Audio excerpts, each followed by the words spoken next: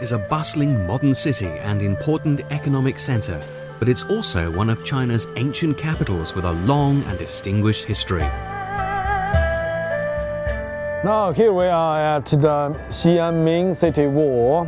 Throughout whole China, this is the only place where you could enjoy the well-preserved city military defense system. Has a history over 600 years.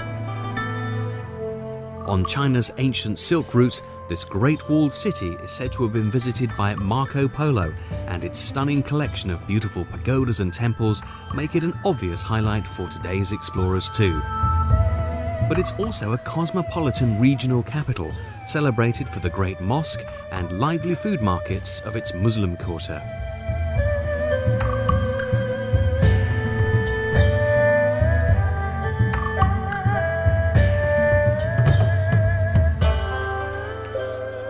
More recently, it's become famous for its incredible terracotta warriors, one of the greatest archaeological finds of the 20th century.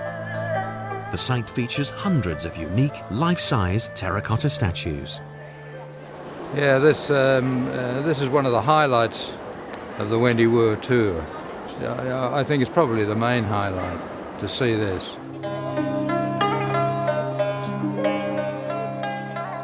The collection dates back to 200 BC and was designed to help the Emperor Qin rule a heavenly empire in the afterlife. But it's not just soldiers, there are horses, acrobats and musicians too, all standing to attention in a vast buried city of halls, offices and chambers. As ever, your friendly Wendy Wu Tours local guide will be on hand to bring this amazing spectacle alive for you. He is the middle ranking officer. Next to it, you're going to see the general. The general, wow, I tell you, you have to be good looking. It's estimated that there's up to 8,000 figures in all, so only a tiny fraction have been unearthed so far.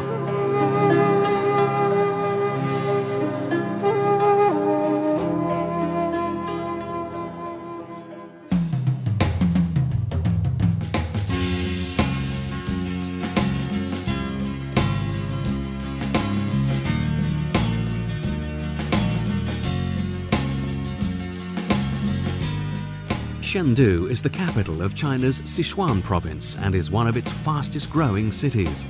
The commercial hub of the region, it's home to a multitude of modern businesses.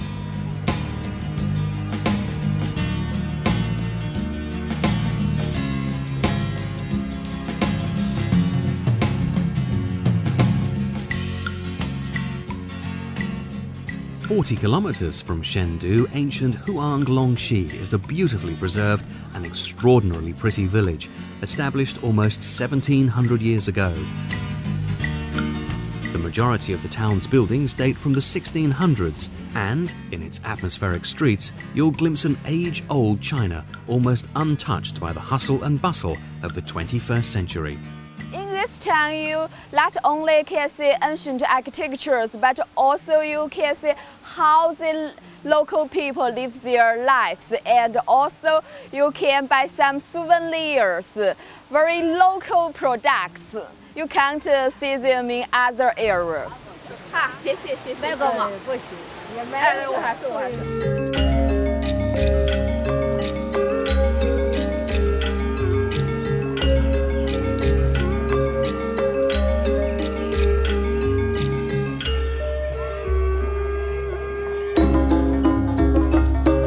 If you love pandas, and who doesn't, you'll love the Chengdu Panda Reserve.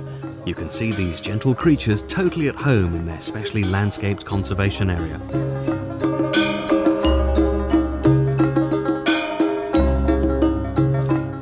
It's great. You have to see the panda park. It's a must in Chengdu. I'm really happy to see them in real life.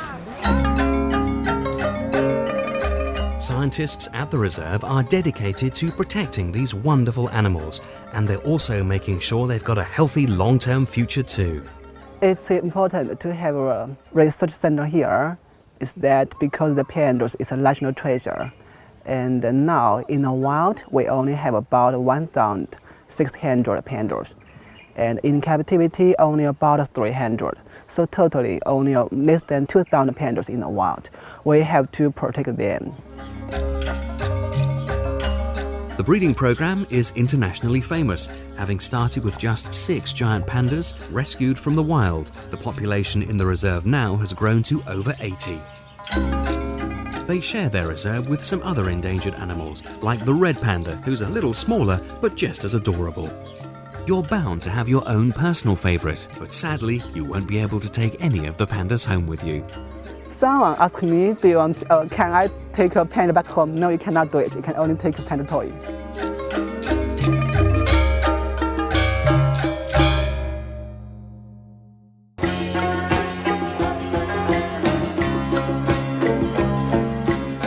Lushan is another major city in China's famous Sichuan province, which is renowned for its spicy food and unforgettable scenery.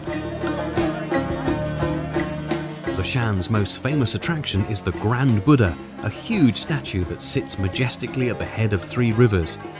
Carved out of the cliff face, it's over 70 meters high, and to give you an idea of the scale, his head is about the size of a small house. This is a very good place for Wendy Wu Tours tourists because this giant Buddha is the biggest sitting Buddha in the world. Construction of the statue was started around the early 700s, and it was the brainchild of a monk called He Tong. Alarmed at the loss of life in the turbulent waters of the river, he hoped that the Buddha's serene presence would allow safe passage for shipping. Whether it was the presence of the Buddha or perhaps the tons of waste rock dumped into the water, river traffic can now safely navigate the calmer waters overlooked by this magnificent statue.